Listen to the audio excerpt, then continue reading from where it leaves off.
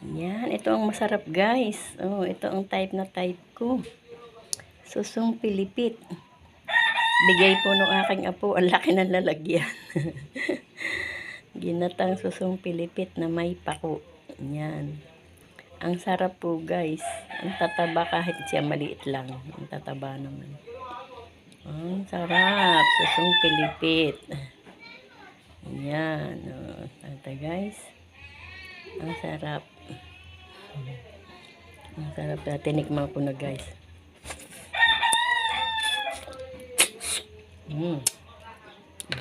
Ang laki ng mataba siya guys. Sarap siya.